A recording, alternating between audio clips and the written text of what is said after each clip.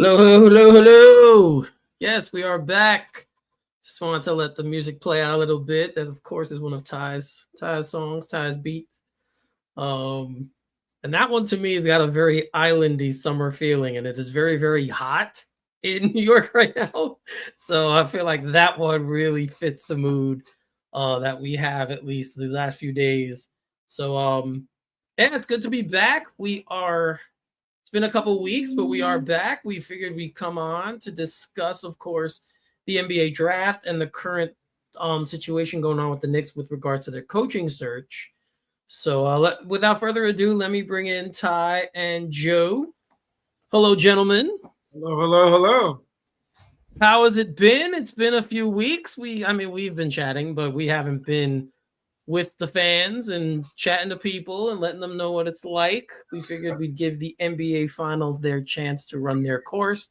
And they have. We will touch a little bit on the finals. I know I can. I think I might be the only one who watched them. So I might be the only one who could actually give a little bit of feedback on it. But you guys know, just from being sports fans, you know the major things that happen. So if I go anywhere, you guys will definitely be able to interject.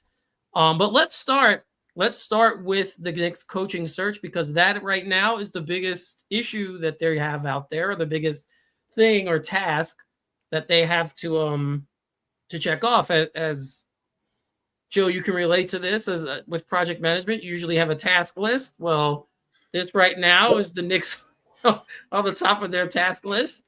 So we've had. I'm going to quickly go through, set the stage, so we can, and then we can expound from there. So we've had 3 confirmed interviews as of now. We have Mike Brown. His interview date was June 18th. We have Taylor Jenkins was June 24th, which apparently hold on, this is scheduled, but we believe it happened yesterday.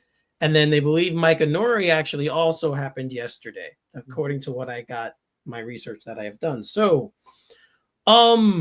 how do you guys feel about those 3 choices? Let's start there with the guys they have confirmed. Going upstate. I would have to say, if I had a pick, it would probably be Taylor Jenkins at this point. But to tell you the truth, I could not exactly write my dissertation on every single candidate that's out there. These are, the most known commodity is obviously Mike Brown. He has had success in the league. Obviously, with the LeBron Cavs, he didn't do so well in Los Angeles, but he got off to a really impressive start in Sacramento, and kind of surprised they let him go, considering, success doesn't exactly grow on trees in Sacramento. So, this is a guy that's had 3 head coaching jobs, though, and there's something that doesn't sit right with me about that, even though his resume is not bad. The assistant from Minnesota, Micah Uria, I believe is... Nori, N-O-R-I, Micah Nori, yes. From what I understand, he's a tactician. He's worked with Cat, has some interesting philosophies on offense. I think that's kind of the candidate that I've always said that I wanted here was a tactician. Someone who could game plan, someone who was nimble and a little bit flexible in their approaches to things. That isn't the only part of the game, though. You obviously have to command a locker room. So, there's a lot of things that go into it, but it seems to be the quality that I think has been missing. I'm interested with this wave of assistant coaches that they're interviewing right now, because it seemed like when this first started, head coaching experience was kind of like a prerequisite for this. They didn't want somebody that the moment was too big for, and the moment could be very big in New York. It's a big place, as we all know. I don't know what the deal is with Jason Kidd, obviously, as somebody who can come out as a candidate. He hasn't exactly shot down the rumors, and this thing won't die, but I don't know. From the available candidates right now, I have a feeling that if I had to pick one right now, it'd probably be Taylor Jenkins. But again, I liked what he did with Memphis. Another guy I was surprised they let go of. I mean, took that team through a lot of adversity and a lot of bad press for a team that's in a very small market, too. So I don't know. I would have to say I feel maybe Jenkins, but again, some of these guys aren't a known commodity to me. I'll be really upfront with that. Yeah, so everyone knows Jenkins was the guy when we did our last show. We had found out Thibodeau was hired. He was the guy that I said that I wanted to get the job. So I'm well.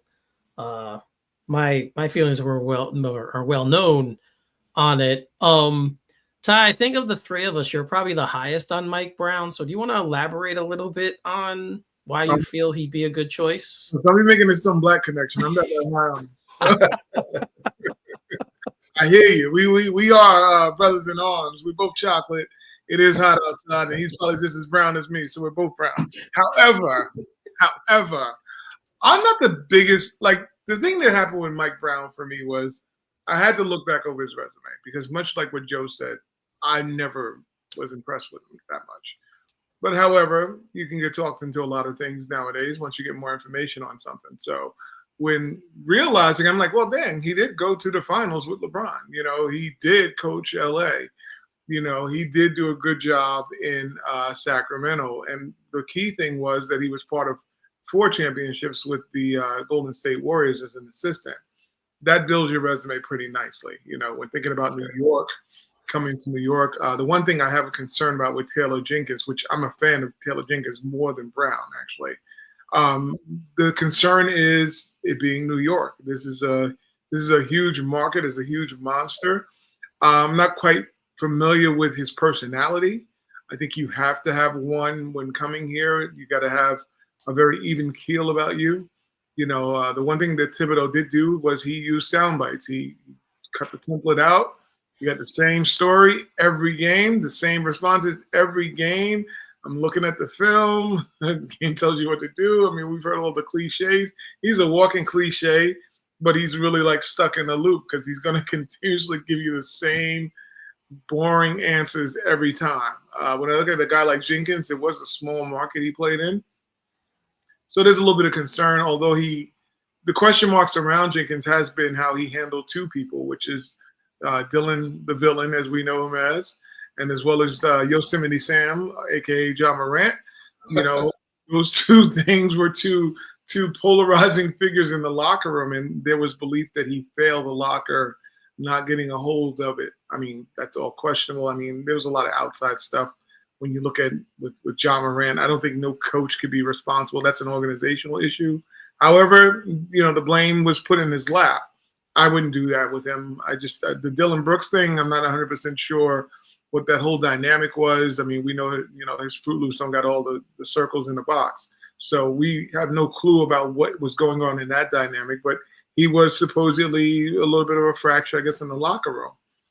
With all that being said, Jenkins to me has always just been the better viable person. The reason why I thought about Brown a little bit more is he did have LeBron. He did coach Kobe. Those 2 things are just as big of a distraction as New York City is, because who would want to deal with LeBron on a routine basis? You heard Ty Lue.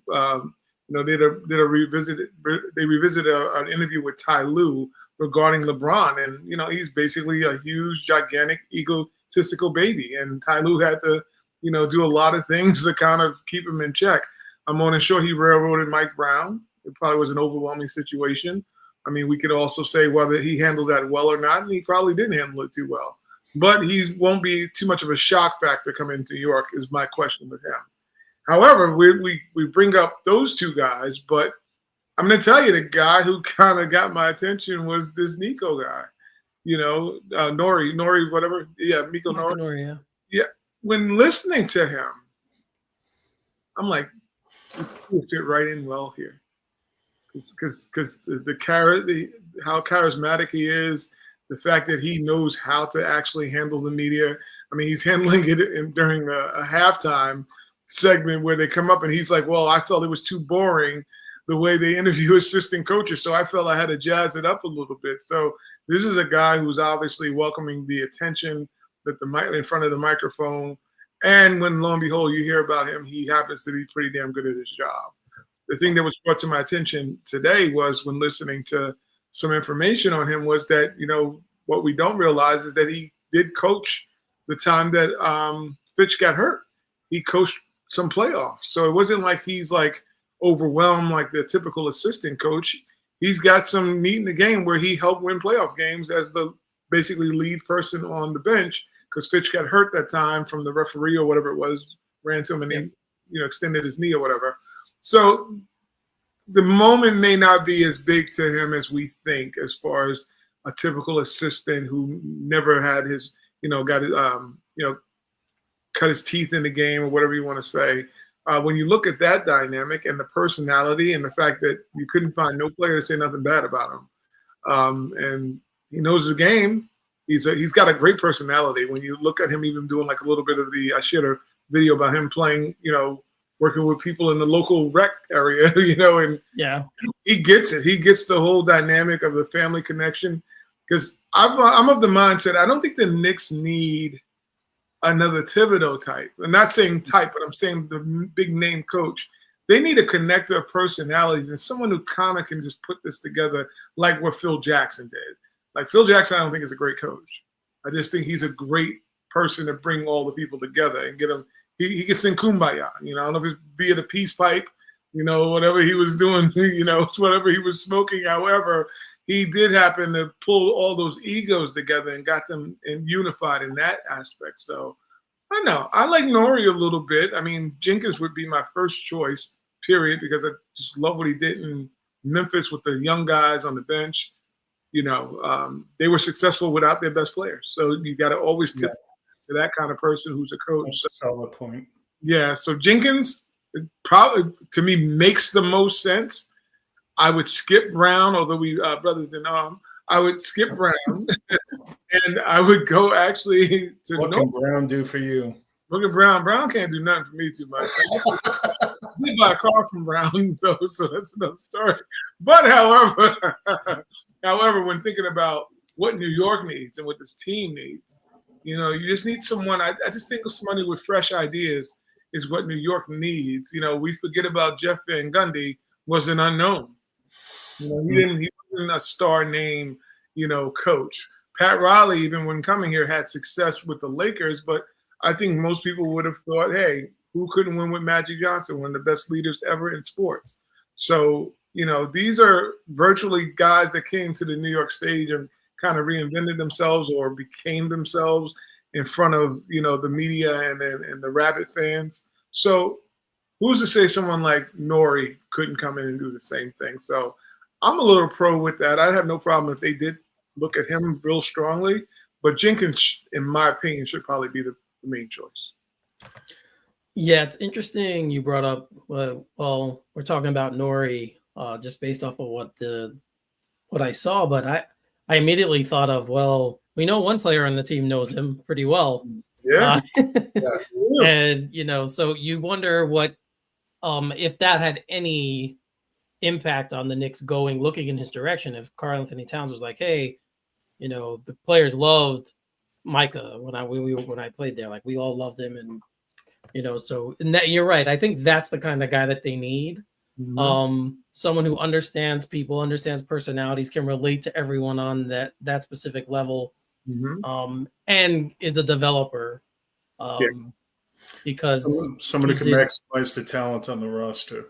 Yeah. And keep in mind who is helping to run the Knicks. This is something that nobody talks about enough. Gershaw was with who? The Timberwolves. Yeah. We're missing that aspect. He's familiar with Karl Towns. He's obviously familiar with the workings of the Timberwolves, and this coach, so I think Eric had brought up one point. He's like, Brunson's influence. Is it his influence now, or is it Karl's influence when looking at what the Knicks are trying to do moving forward? For me, I think they have to concentrate on Towns and what he wants, because we need him more activated than Brunson. And I think Brunson will be fine Absolutely. I think Hounds needs help. Eric, what do you think about the new name that's come to light? James Borrego, assistant from New Yes. Orleans?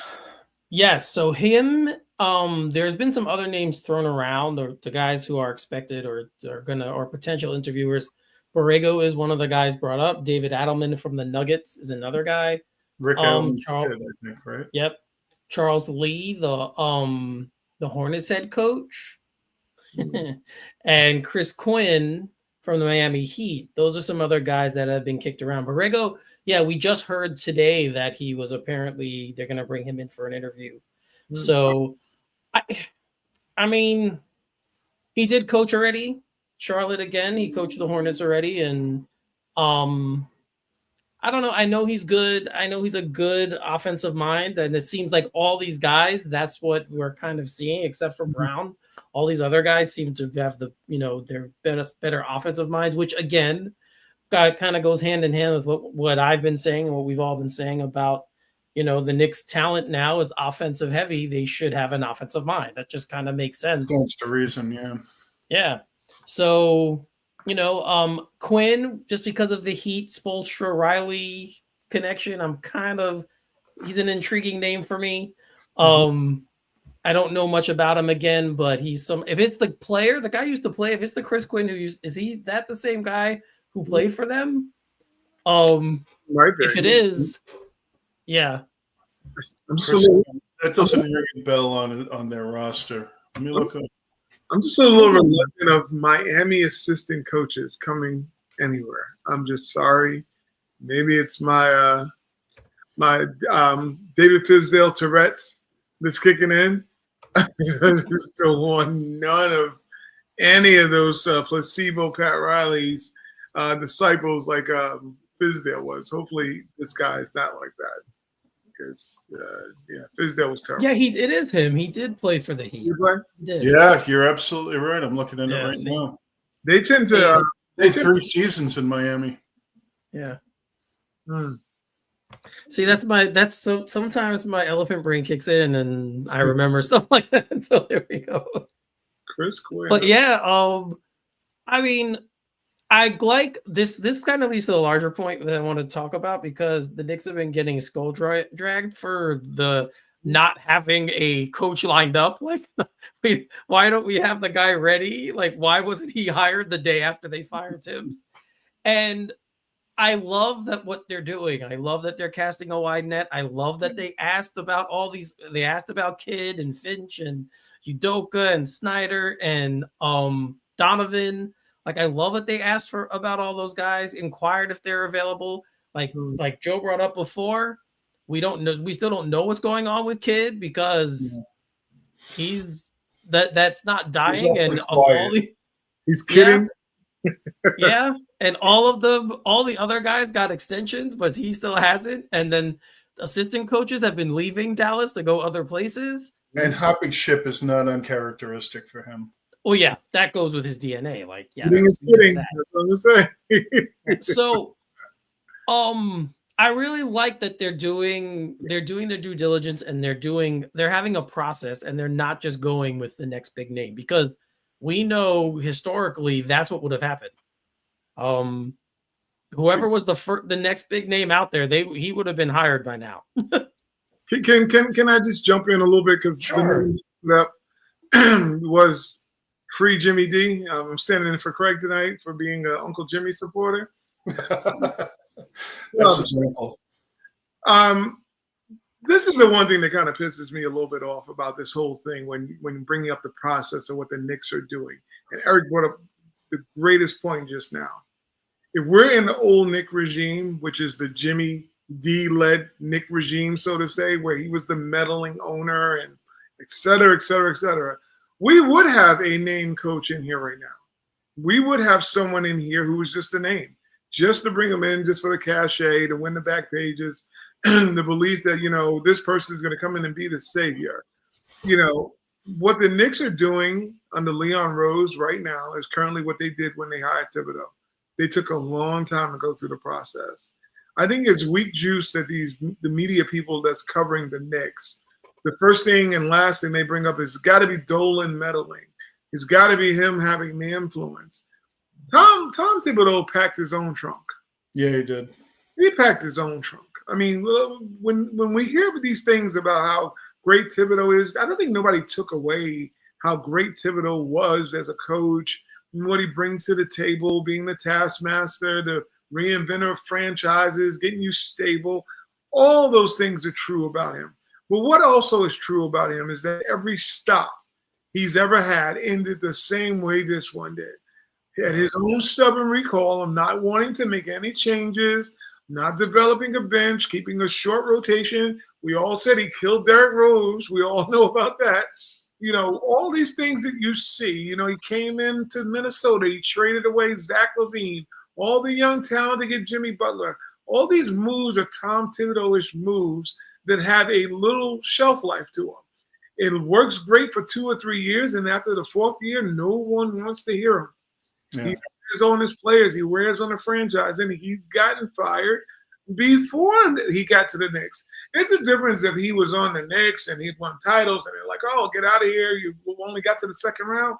Then we can speak about something like that.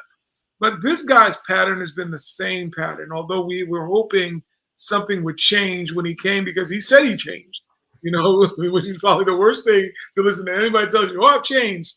And, you know, change requires actions. That's when you see if someone has changed. You know, anybody can give lip service. But lo and behold, don't make this about James Dolan meddling when you hear the reports that the players, the most important people in the game are the players. The last time I checked, they were tired of his crap. They were tired and wanted him gone. They felt like he couldn't be the leader they needed, that he couldn't get him over the hump. And someone brought up a great point. They said that you could see the fracture in the Knicks with the loss that happened the first game against Indiana when they collapsed. You saw a team that was just like they just fell apart. Literally, like you could see that there must have been some fractures even beforehand. Because you got to realize Josh Hart going to him, what the game, the series prior with Detroit, saying, "Put me on the bench, start Mitch, put me on the bench," and he ignored it. When a player's coming to you and asking to not start, well, that's like a wow moment when you think about it. Because every NBA player wants to start. For Josh Hart to say, "Throw me on the bench," because I think it makes the team better, and this dude said, "Nah, I'm not going to try to hear all that." That's his undoing. Let's leave Jimmy Dolan alone. I mean, the only thing he's been doing is cutting the check right now and staying out of the damn way. Because if he was in the way ever wanted from him that they have now. What's that, John? I said that's all we've ever wanted from him. And he's done it. He's done it. Up until Phil Jackson, he went in and fired Phil, which was the correct thing to do. You know, but other than that, he stayed his arse out of the way. You know, but then they're saying, oh, he's meddling. No, because the Knicks wouldn't be successful given what he's done in the past, how he's put his beak into the water in the past. You know, we go back to the Melo trade, all these things. There's documentation of what happened. Now, I don't think James Dolan wants to get embarrassed again, like he did going on the fans saying, oh, we're getting 2 stars. You know, and that's why what's his name? Meek Mills is out of here. He's out of here now because of that. Because he embarrassed that man, but other than that, he wasn't coming to the forefront asking for any of the attention or meddling. So, you know, it doesn't smell like Dolan. No. I mean, Dolan operates a certain way, and we know that very well. But I have to concur with what Eric said. I really appreciate how they're going about this. Yeah. Now, before Thibodeau got fired, I said you have to have a succession plan. You have to know where you're going from here. But again, circumstances did not lend to that being a possibility at this point. Mm-hmm. But again, this cautious, throw a wide net, explore everything that's out there, look under every rock, even if it makes some people think it looks ridiculous, to ask it, you know, for permission to speak to an established coach. The worst they could say is no. It doesn't hurt anybody. Do you know what I mean? This doesn't smell like Dolan either. This smells like Leon Rose. And, you know, again, unfortunately, you can't afford for a good succession plan sometimes. It's one of the biggest problems in organizations. But this is the right approach to go to it. And I agree with you, Ty. It doesn't smell like Dolan. Dolan's getting a lot of darts for this, but I applaud him. Yeah. And I mean, it's the weight of it and how important this hire is. Why would you be so haphazard about it? Like we were in the conference finals. We were 2 games away from the NBA finals. So it took balls to fire the coach who just did that.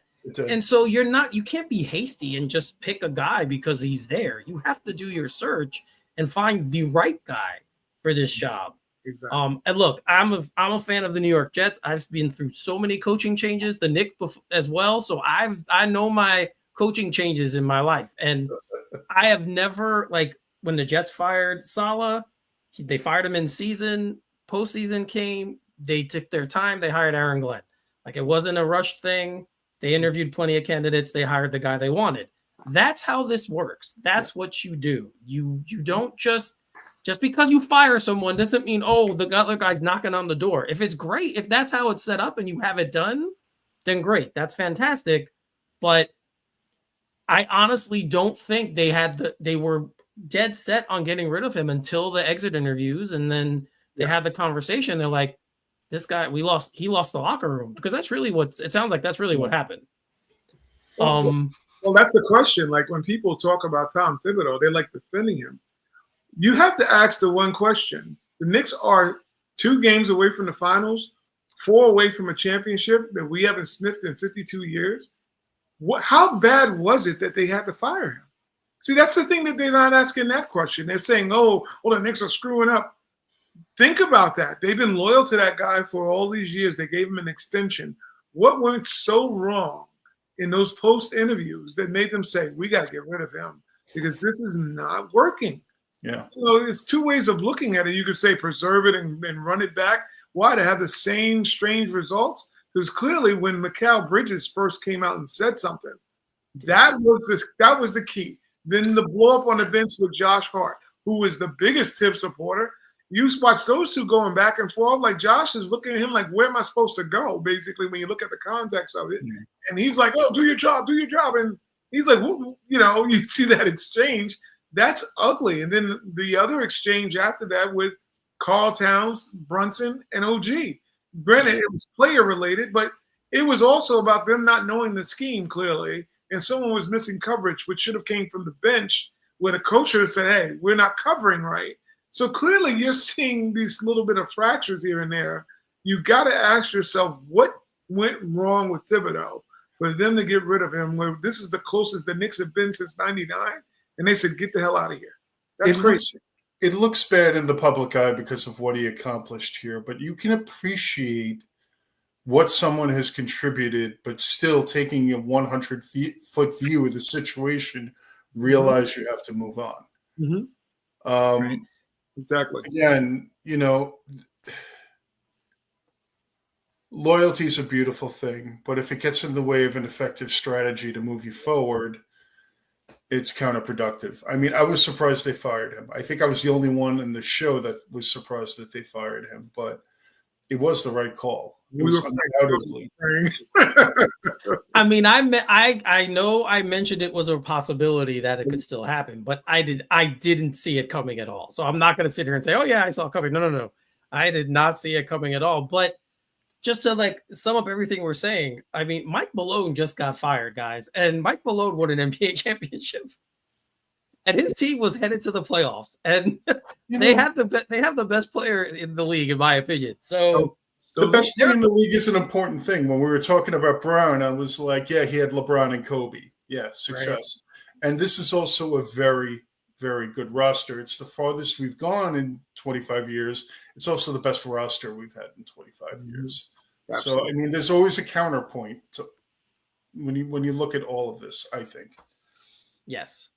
So, I mean, the search is still going. Obviously, we're still waiting to find out. I know I had originally said that I would like to have had it done by now, but the Knicks have the 50th pick in the draft. They're really not going to be able to do much free agency wise. So it's not this. Their team is pretty much set. Yes, they'll be tweaking, I'm sure, here and there, and we could get into. We will eventually get into all of the free agency stuff when we do a free agency show. I don't have this one queued up for that, so we'll do another show when we discuss free agency and get into more of that, of what they can do and all the trade scenarios. We are going to get into that, guys, just not tonight. I wanted to focus on what's at hand, which is the coaching search. Mhm. And then, of course, we will do a little bit on the NBA draft that starts now in a half hour and 30 minutes. Okay. The NBA draft will begin. So, any of the other names that we mentioned, do you guys have any dark horse names out there that you think might wind up getting a call from the Knicks, since they are spreading such a wide net? We haven't heard a lot of college coaches. We heard that there were guys involved from college, but I haven't seen a lot of those guys getting interviewed. Do you guys see any of that stuff happening, or any guys you think they could eventually interview? I don't think from the college ranks. Yeah, I don't see college either. I don't see And college. to tell you the truth, I mean, I'm familiar with the head coaches in the league, but you start going down another tier into assistants. And again, I'm not the best source of information on who out there is a really quality assistant at this point.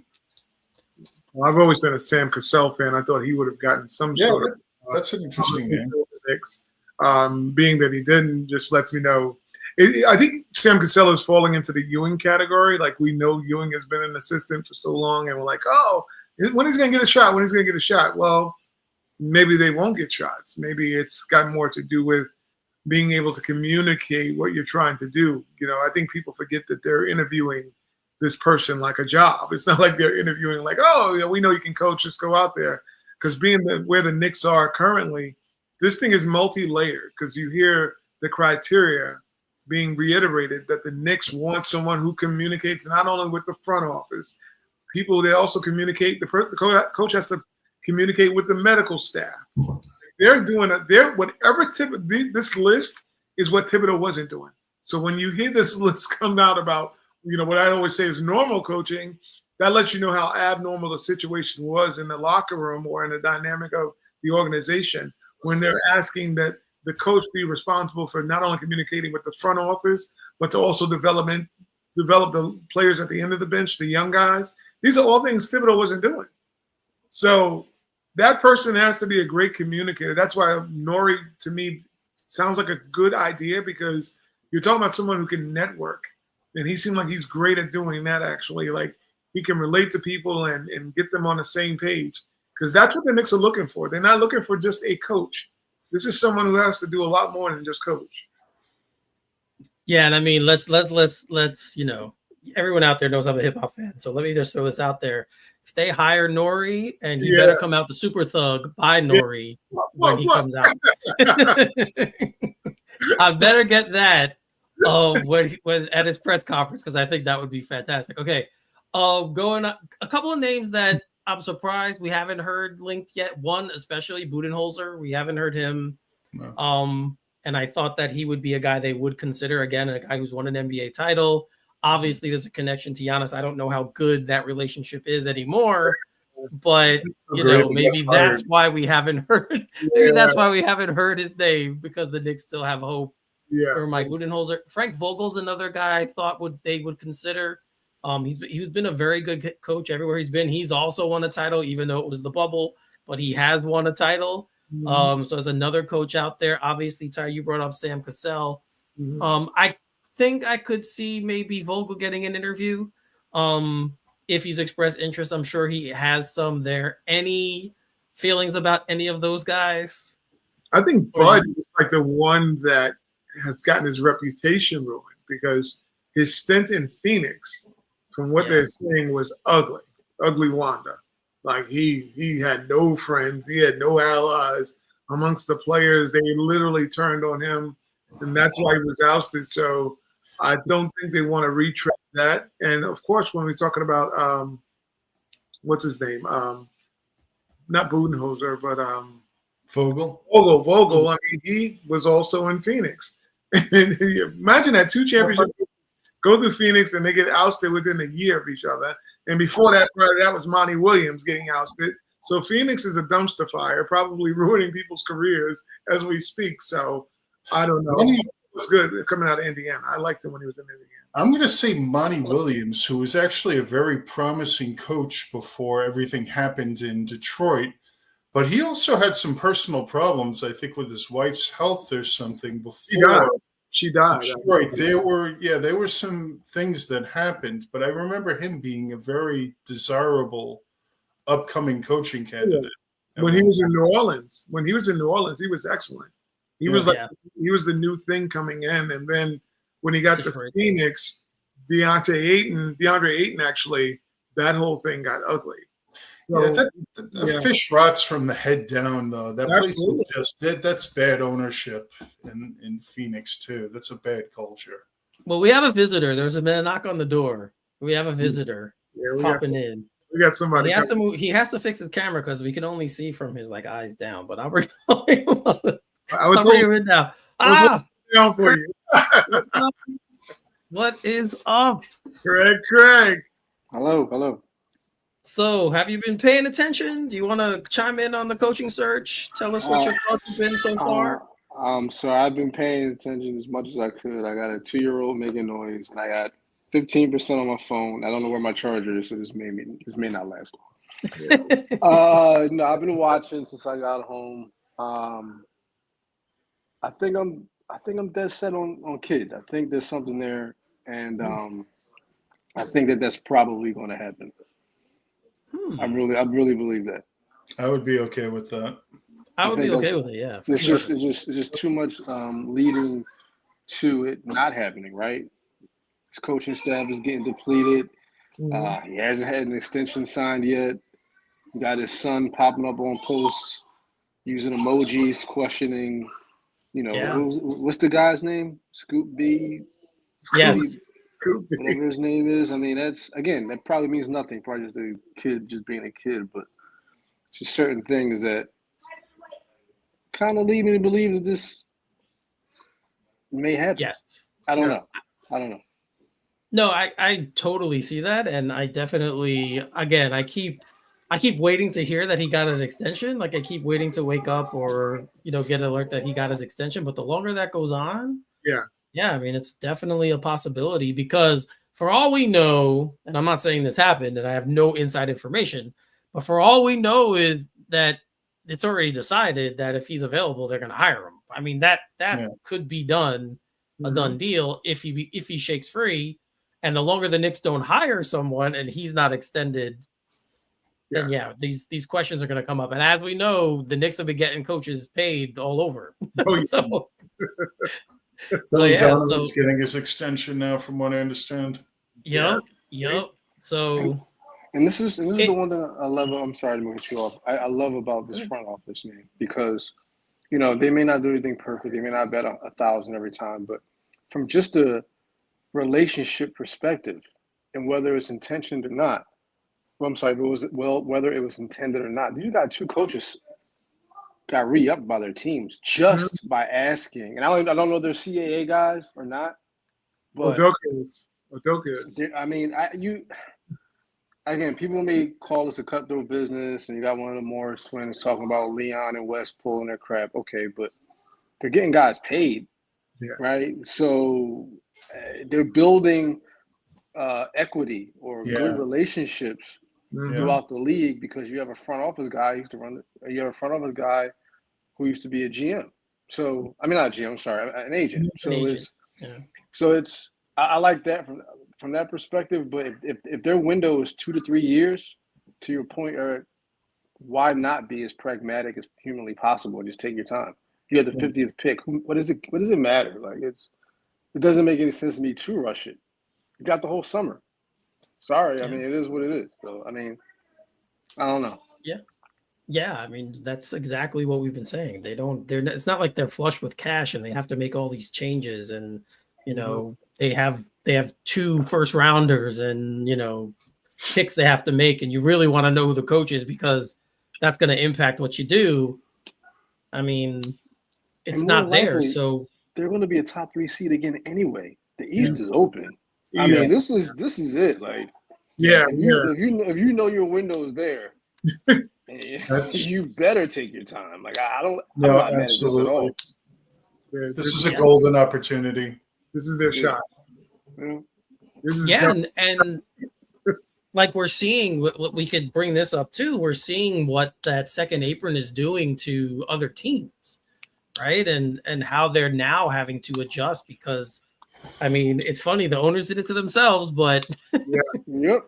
I mean, we're seeing what that's doing and how teams like the Celtics are, they're trading Drew Holiday. They traded KP. They're apparently, if you believe rumors, they're looking to possibly trade Brown or Derek White or. I mean, all those things are coming out, which I don't see it happening, but the fact that it's even on the table,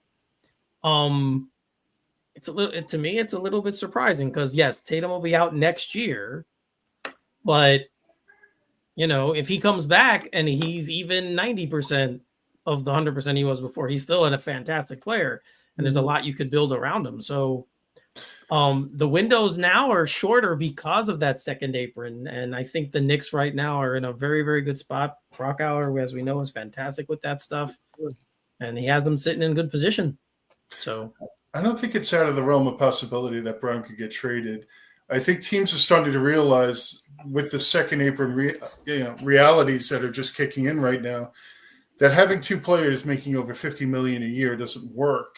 That having a solid bench and having solid depth and looking at the teams that have been successful in this model right now, that maybe that's not sustainable. And if you could turn around, like I know Utah is very interested in Jaylen Brown, to turn around and take a lot of those draft assets, move that, rebuild your team with impact players on, rookie contracts, that seems to be kind of the new calculus as far as how you're building a team.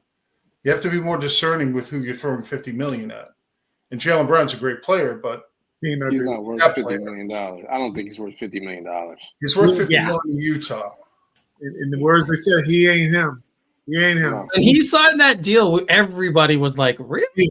Like, no offense to him because I don't want to. He's fantastic. Don't get me wrong; he's an excellent player. But $50 million, that's Kobe. $50 million. Yeah, Chelsea Clinton. That's Kobe, Mike. I hate to say it, but LeBron type money. That's not Jaylen Brown money. No, that's franchise player type money, and I don't see him as a franchise player. I see him as a very high level all-star. Well, you look at what happened when Tatum went down. What did Brown do for you? What did he really do for the Celtics? It wasn't like he came out and said, "Oh, let me push this to a game 7, or I'm going to come to the Garden and erupt like Tatum did." We see that there's levels to it. Obviously, Brown is not that dude, albeit he won MVP of the finals. That doesn't mean Iguodala won MVP. That means you had a good run. It is what it is. Yes. I mean, he was great in the finals last year. So, yeah, he deserved it. I'm not going to take that away from him. If you have a great, but the finals is just a series. Right? It's a 7-game series. So anyone could shine. Like you said, Iguodala's won one. There have been guys who've won them in the past. You're kind of like, really? Like, So, man, I don't know. This coaching search has it's given us everything so far. Literally, it's given us the media attention, which they get anyway. But because they didn't have someone hired, that's been even, more than usual. Wide net search. They're, questioning, asking for permission to take coaches from teams, and it's so far we've had the full gamut of everything, and it's only been 2 weeks, 3 weeks.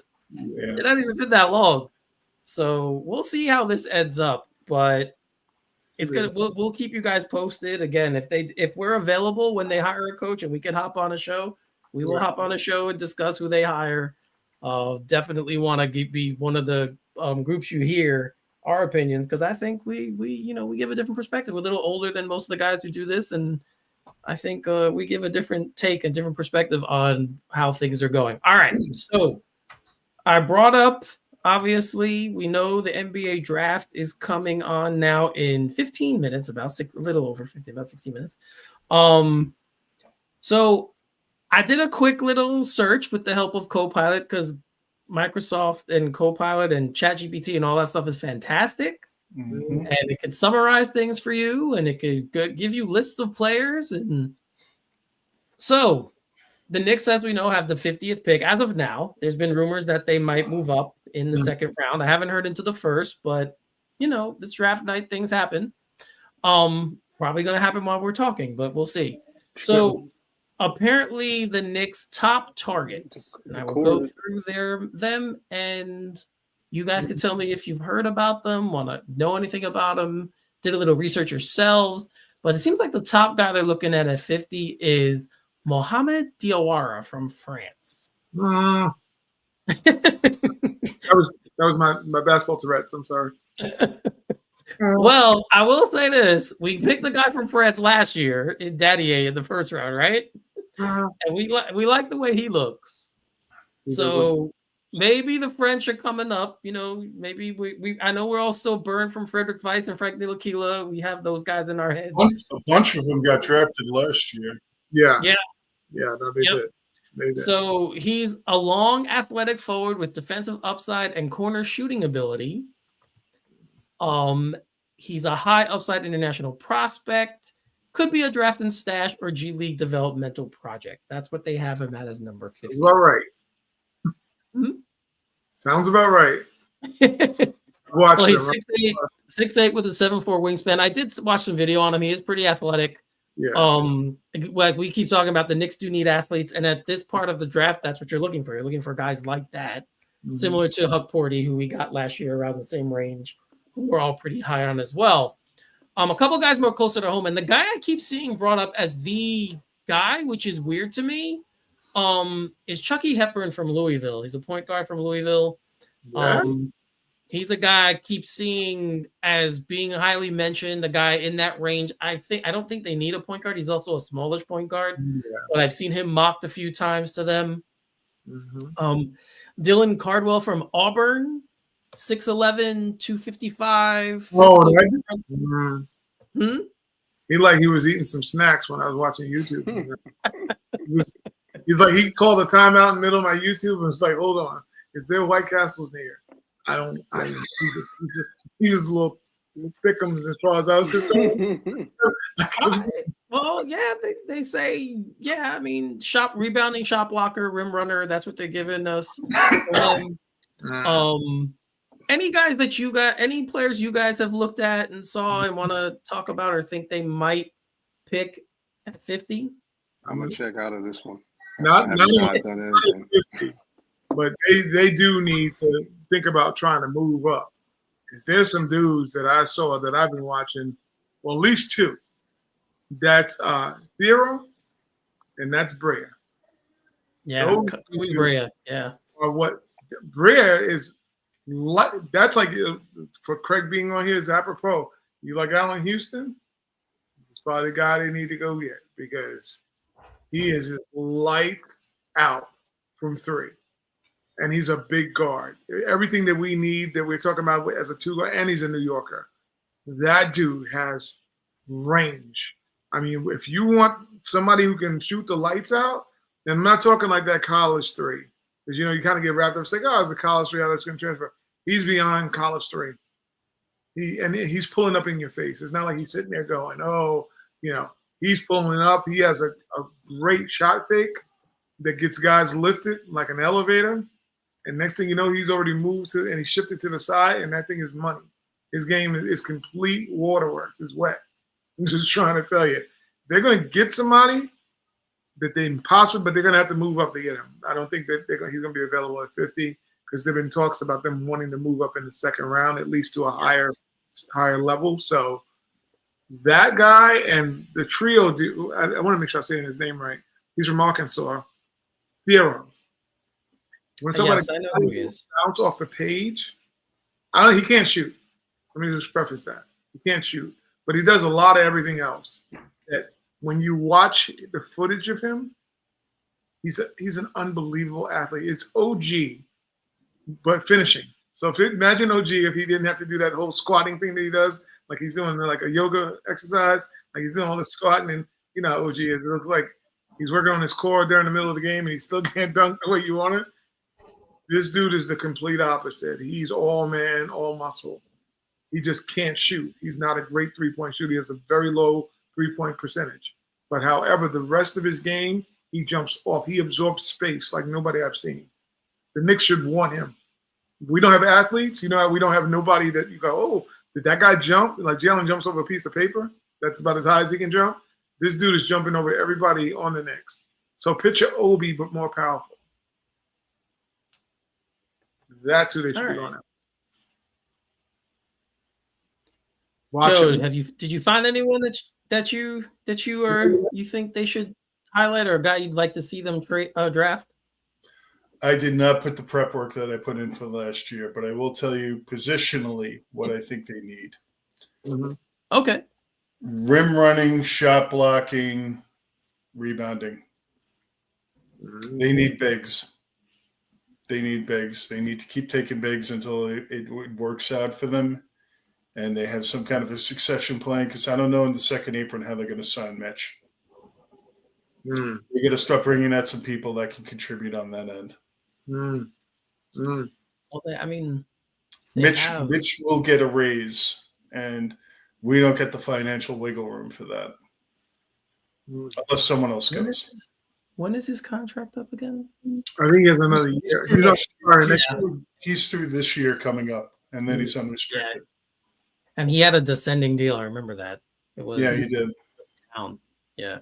That's a good question, because Mitch is the biggest question mark. I mean, unless he takes a discount. I mean, that could also be possible as well. That's a big hole in the roster. We know from this year exactly how big of a hole that is. Yeah. Well, yeah. I mean, they have Huck, depending on how you feel about him. So I think that's a good start. And the new kid, but in Najee, the new kid also that came over in the cat trade. He's one of the guys that have to. But I think they have a lot of the. I think they have the rim running, shot blocking, and stuff like that. But I don't know about the defensive skill that Mitch had. I don't know that they're there yet. They're big, active, mobile bodies, and don't get me wrong, that's a really good start. But I think you need to try to keep swinging on. If you're going in the second round and you're pick 55 last year, pick 50 this year, roll the dice on as many bodies as you can until you get something that can fill the hole. That's my opinion. This is a good question. Do you believe we often talk about, I brought it up last year. I was like, well, we need a role player. This is kind of crazy. Do you think that, with Mitch, and I don't want to downgrade his importance, just more so, do you think the next coach is going to come in and utilize him the same way Thibodeau did, needing him to be the most important part of your defense? Or do you think someone else will become the focal point of the defense other than Mitch?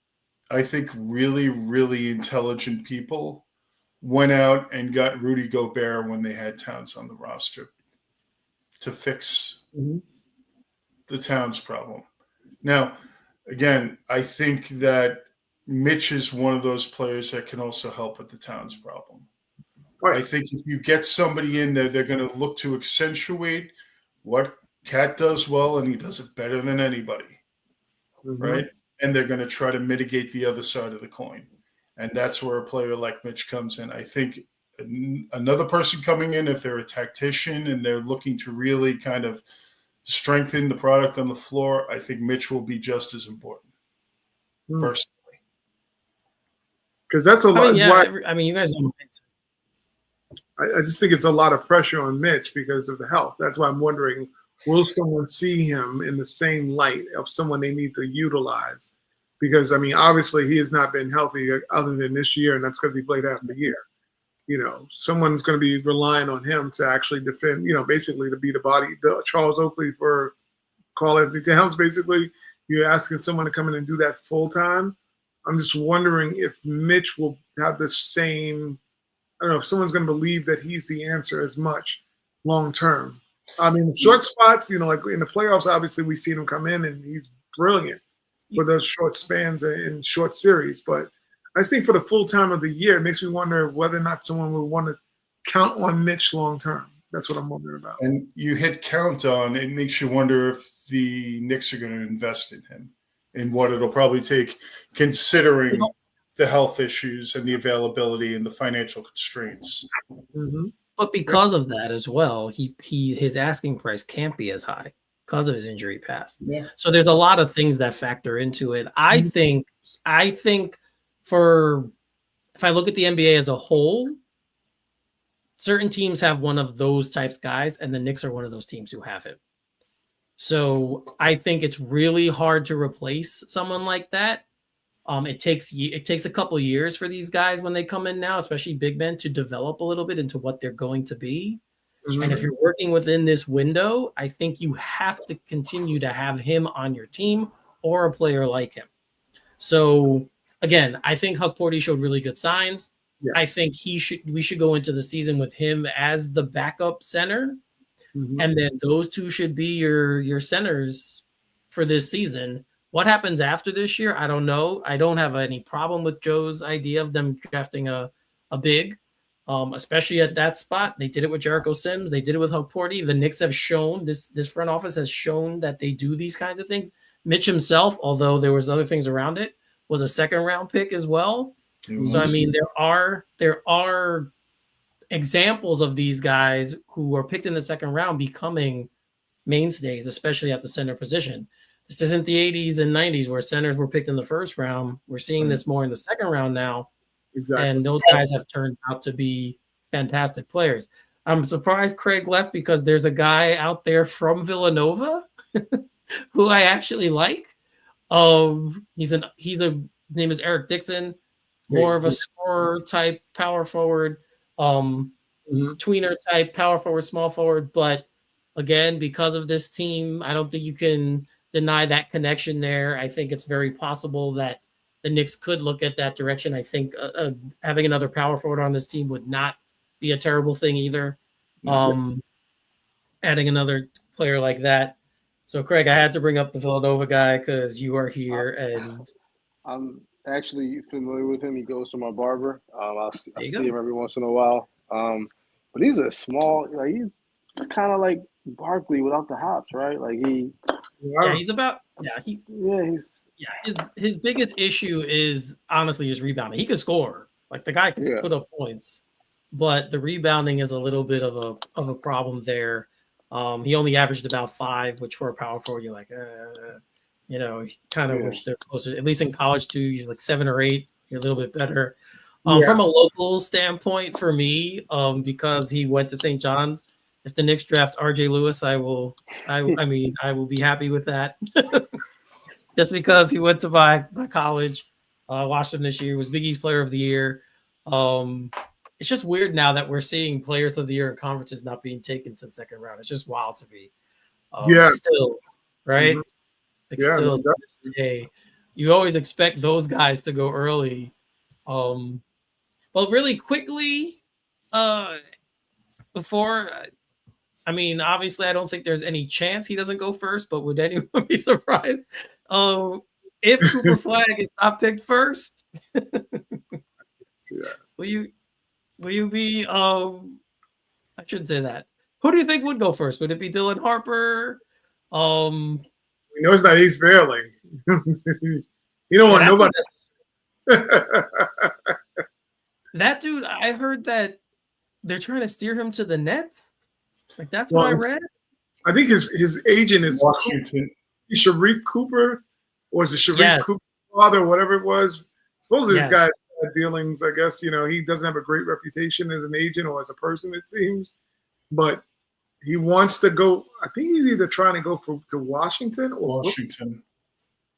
So I think 6 to 8 was his ideal landing spot because he thinks he can shine there. But I can't help but think, who wants to go to Washington at this point? $10 million. I think he loses like $10 million if he's like. Yes. What kind of math is that agent of yours doing? That's ridiculous. All I will tell you is, on talent alone, I love the kid. I've seen him play.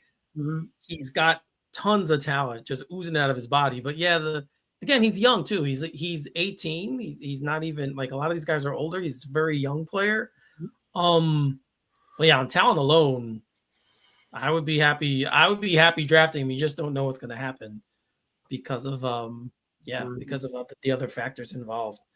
So, as we know, this is the Cooper Flag draft. Absolutely. Really quick, what do you guys? Let's just talk about him and what. I just want a quick answer. You don't have to elaborate too much, but what do you think his like? Who do you see him? Who do you compare him to most? And you could go all time. You don't have to pick a current era player. You could pick all time. I don't know. I've heard so many different things of people. I haven't really watched him play. I've watched some of the more his pickup games and all that stuff. He's got a hell of a motor. You know, Yeah. he seems. I know it sounds like cliche, but I think he's going to be the next Cooper Flag. He just seems like a hybrid type player. You know, great energy. I mean, definitely a competitor. That's what you want. You want a competitor. Him going to Dallas to me is a little questionable because I don't know what the hell they're doing in Dallas. I mean, as much as they've been, this great franchise with Mark Cuban, at the helm, what they're doing now is like, it's definitely an animal house happening. You don't.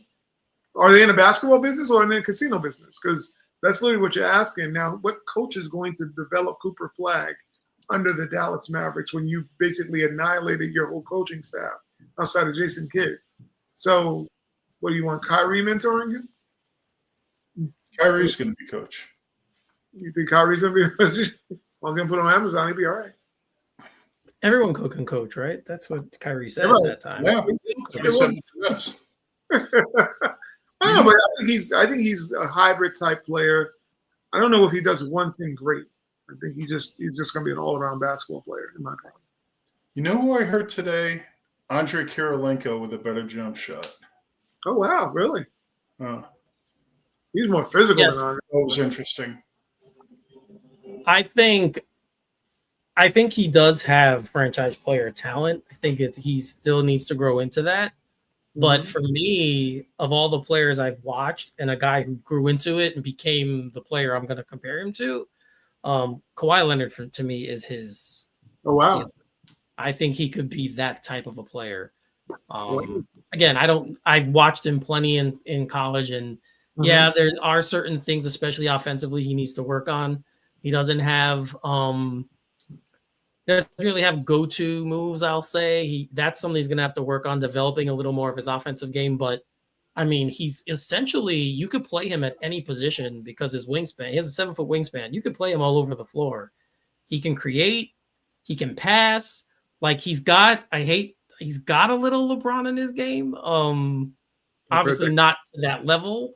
He's not the athlete LeBron is. He doesn't have the body LeBron has always had, but like there is some LeBron to his game, but Ty, you hit on the top by saying his motor. So whoever he does become, it's not going to be because he didn't work. Yeah. No, and I think that's when you're drafting someone first, especially like you said, the situation the Mavericks are in, just having traded Luka. When you're drafting someone first, that's something you definitely shouldn't have to question, and you're not going to have to question it with him. No, he's going to be yeah. He's going to be a tone set. And that's the reason why I was saying, like, with Kyrie being there, I just pray he doesn't get wrapped up with some bad habits. Not that Kyrie's bad habits, we know what they are. It's not basketball related. It's attitude related, although he's made some changes. Same thing with AD. AD's great. It's just he's never available.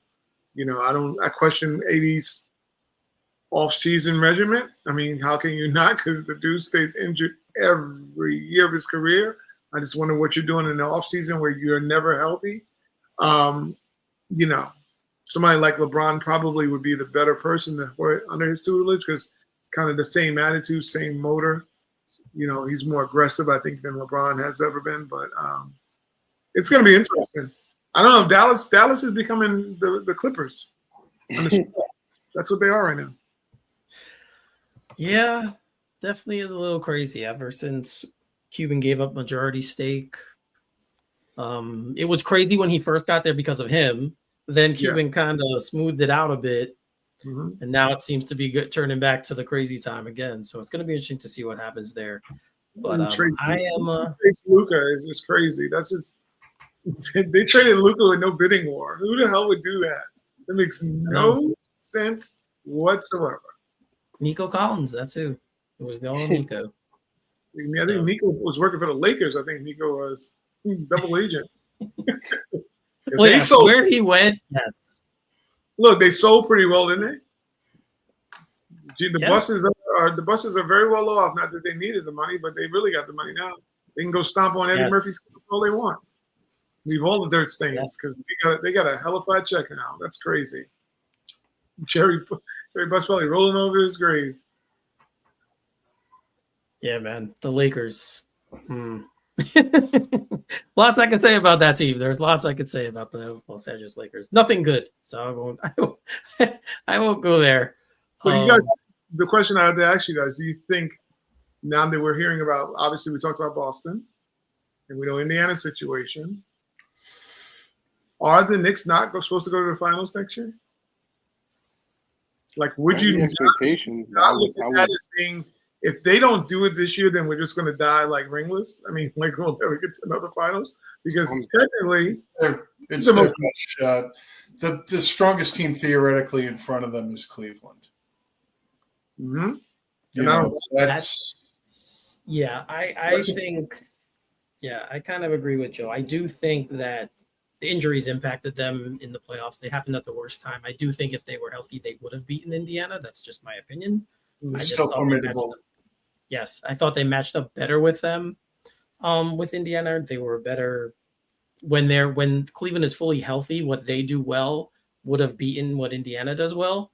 So I think they're the team right now that I would have first. But yeah, the Knicks are, it's not like it's this huge gap. The Knicks are obviously right there. And depending on who their coach is, if they can unlock what the Knicks, especially offensively, can do, the Knicks, yes, I would expect them to be in the finals. I don't see any other reason. That's, to me, that's what was holding them back. Just they had a coach who couldn't play with the toys he had. I guess that's the best way I could put it. He just wasn't equipped to use the talent at his disposal. And whether that was from his own ignorance or just his lack of ability to know what to do, I don't know. I doubt that a guy who's been in basketball for so long couldn't figure out how to unlock these guys offensively, but I can only go with what I saw. And it's funny, the prevailing factor or the prevailing thought coming out of the playoffs was the Knicks defense failed them when it was completely the opposite. Statistically, it was the opposite. Yeah, the offense was the offense. Yes. Yeah. So we'll see what happens. But again, we will be here to keep you guys company through all of it. We will be here, break things down. But we're going to close this one up for now. Craig, I want to thank you for hopping on, giving us a few minutes. Always welcome here. You know that. Love having you on. Thank you. Dolan's nephew. You see what my name is, right? I see. Yeah. Standing in for you tonight, bro. I was standing in. He's the easy puncher bag right now. Leave my uncle alone, man. Leave him alone. Leave Uncle alone. Well, the one thing I always say about him, if there was no salary cap, he'd spend all the money he could. So that's the only thing I'll give him. He does. Nobody's broken the Dolan, that's for sure. Yeah. So, all right. So everyone out there, enjoy the NBA draft. If you're not a Knicks fan, I hope you get the player you want. If you are a Knicks fan, let's see what happens because we all know crazy stuff can happen the night of the draft. We will be back, like I said. We will keep you guys posted on whatever happens with the coach. Next show, we will do an NBA offseason primer, kind of give you our thoughts on what could happen around the league because, like we said, with this new second apron stuff, lots of strange stuff is happening. Lots of key players might be moving. We don't know, but we'll be locked in, and we'll keep you guys here to let you know what's going on. So for Ty and Joe and Craig, I'm Eric. You're watching All Knicked Up, and we'll see you next time.